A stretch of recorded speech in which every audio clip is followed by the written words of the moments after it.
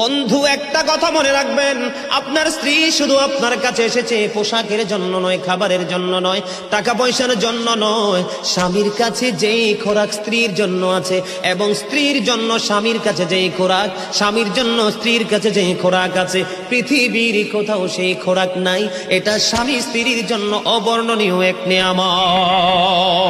স্বামী স্ত্রীর মধ্যে যেই প্রেমের আবেগ ঘন মুহূর্ত তৈরি হয় রে 14 গ্রামের যুবক, আমার দাদা ভাই যারা বুড়ো হয়ে গেছো, এখনো দাদু দুনিয়ার বুকে বেঁচে আছে, এখনো যদি দাদু যদি এক খিলি পান তোমাকে মজা করে বানায়া দেয়, পান চিবাইতে চিবাইতে তোমার ঠোঁটগুলো লাল হয়ে গেল, জিহ্বাটা লাল হয়ে গেল, আর দুজনের মধ্যে আবেগ ঘন মুহূর্ত তৈরি হলো।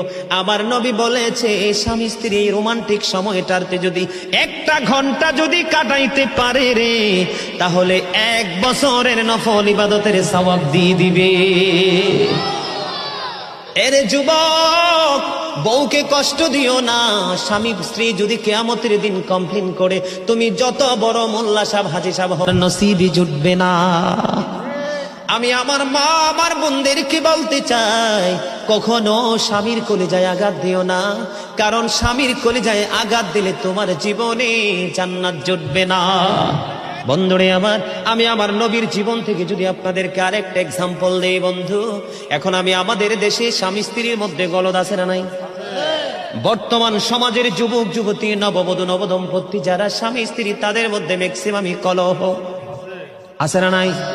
বন্ধুরে আমার, সাহাবী একজন, তার নাম হলো আব্দুল্লাহ। আমার দিকে তাকান, স্বামী তার স্ত্রীর কাছে আসে না, স্ত্রী তার স্বামীর কাছে আসে।